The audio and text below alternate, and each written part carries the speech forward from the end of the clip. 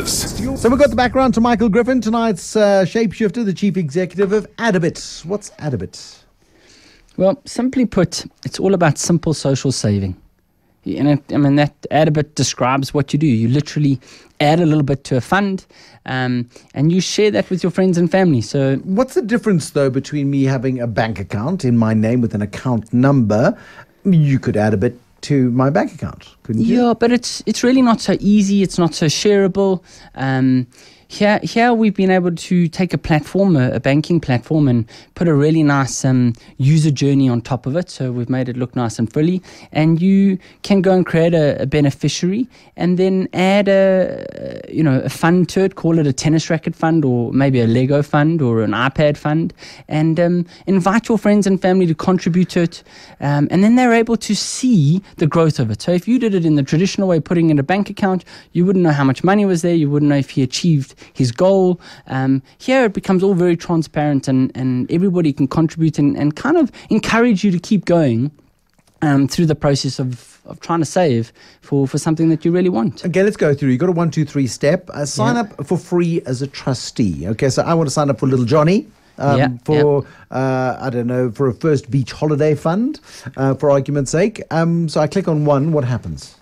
You go through to the sign-up form. You can sign up 2 ways currently. You can sign up using your Facebook account. So you just use your Facebook username and password and you go in to the system. Alternatively, you fill out your name, your surname, an email address and a password and you're in. How do you get me FECA'd? Because suddenly you go into banking regulation because this is a bank account, right? Yeah, but it's a bank account with a twist to it. So if you're just doing a birthday-related fund and it's a short term, so in other words, in the next 6 months, your kid's having a birthday. You're not actually having a fund, you're not actually having a bank account there. You're buying into a gift voucher or some kind of redemption. So to give an example, if you made an account for some Lego in the next 4 months, you would get a Polly Potter voucher in return for the face value of whatever it was, 300 Rand, 500 Rand, and then you could go and buy your Lego from any Polly Potter store. Okay. Which for those of you who don't know is a very nice kids' toy store. Yeah, it's a great toy store. It's got really good product. Okay. They quality products, and they're also educational to a certain degree, which is pretty cool. All right, so this is what you call social saving. You then add your child as a beneficiary on a process like this, but surely at some point there's got to be a regulatory element to this, because nobody in the banking sector, and certainly not the regulators in the banking sector, like people operating bank accounts outside of the financial system. You need, an FSP license at some point. Yeah, we partnered with a really cool company called FFG, and they're based down in Potch, and basically they brought us the licensing component so that we're operating legally, and then we obviously FECA the funds that are 6 months in advance. So if it's a university fund that you're saving for, then you go through a FECA process. You upload your ID and your proof of address, and it's simply done through. Now, for many people saying, I'm going to start up a tax-free savings account for my kid before I go and do a Lego fund for my kid, because there's a tax advantage, tax-free savings accounts. Why go this route? It's sort of event-based, perhaps? It's event-based, but it's also, you've got to break it up into your needs for now and your needs for in the future. So you can't only have stuff in the future. We all live, especially our kids. We want them to have at least one toy. They don't have to have 100 toys. So for sure you can use a tax-free solution, which we're in the process of putting onto the site as well. So you could use a tax-free, but that's for a longer-term thing. And really, if you want to go tax-free, you want to go something that you never really, if possible, you never use those funds. They continue to grow and they continue to become a nest egg for much longer, 20, 30 years down the line. How then? So my kid is now a beneficiary of this thing. They're in this social space. How then do other people access it to dump extra bits of cash in? Because, auntie lives in Canada, uncle lives in Australia, want to make contributions. So there's a $10 and a $20 Canadian contribution that goes into this. Have you got the Forex stuff sorted out on that front? Yeah, that's all sorted. So let me answer the first part of your question. In terms of getting people in to see the fund, you can invite them. There's an investor invitation process that you can add an investor. So it's like sort of saying you're wanting to friend somebody on Facebook. It's a similar concept. Similar concept. So that's quite qualified. You say, I want to invite my uncles and my aunts, and you can invite them to that process. However, there's another process that you can also use when you have a birthday party, for argument's sake, and your wife writes out these really cute invitations, and she drops them off at the teacher at school. You make the assumption that this is women's work, but that's okay. Well, it could be mom or dad. Doesn't really make a difference. On that invitation, the party invitation, you can say, please, if you're thinking about gifting, we've created an ADDaBIT fund for little Johnny, and we have a 10-digit code, reference code.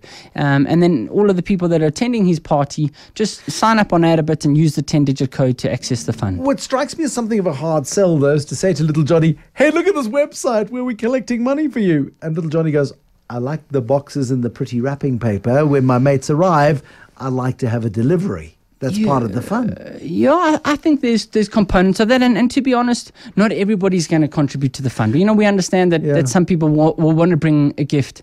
But we're also seeing that a lot of kids would rather have something nice, rather have something that's a little bit more money, but really cool and really nice. And this enables them, instead of just bringing cash, which can be quite dry, I suppose. You arrive at the party with an envelope of cash. Here you've contributed to something, and you can see the journey of little Johnny when he gets it. But what I like about it is that it creates goals in kids' minds. It creates the incentive for those kids to save, to make even if it's a short-term savings plan. It's a case of take your pocket money. You put your pocket money once a month into, you add a bit. Granny adds a bit, Grandpa adds a bit. Everybody adds a bit down the line. You reach a goal, you then realize that goal. That's got to be positive. But surely it's got bigger applications than that, because a lot of people who turn 40 or 50 end up getting socks that they really didn't want, or books that they really didn't want, and they couldn't be bothered to go back to exclusives to change them, or embarrassed to do it in case they bump into the person who gave it to them in the aisle doing the same thing. This has got to have further applications. Yeah, and what's difficult for us at this point in time is to actually try and isolate those applications, because there's so many of them. So, 40, 50, 80-year-old birthday parties are great components. At work, you want to doing a farewell party. That's a great way to make sure that everybody's collected, put their money in to the fund that you whoever's gift's leaving. So there's many ways that you can apply this. And what's really cool, in terms of your question earlier on about the international money, your aunts and uncles from around the world now, instead of giving you nothing because they can't get it to you and it's expensive to post it, they can just go onto ADDaBIT and use their credit card and you're shopping on Amazon.com, they swipe their card and we take the money out of their card and give it to little Johnny. How much traction have you got so far? We've had incredible traction for, something that's brand new, and a concept that doesn't exist in this form anywhere in the world. We've got a little over 400 investors already, and literally, I say brand new, 6 to 8 weeks old, 400 investors, and the size of the funds are in excess of 10 million rand in terms of targeted goals. Oh, okay, right. Sorry. So it's really, I think it's the right time for where we are in this country, and hopefully we can take it global with similar success. There we go, Michael Griffin. Thanks very much for coming in. Chief Executive of ADDaBIT, ADDaBIT.com. Have a look at it. Cute kid, ginger hair, big specs, very sweet. Not yours, is it? No, unfortunately. But this is an idea born in a kid's bedroom, having a look at a kid's bedroom and going, look at all these toys that don't get played with anymore. Surely there's got to be a better way of saving and saving for goals-based saving. ADDaBIT.com. That is Michael Griffin, tonight's Shapeshift.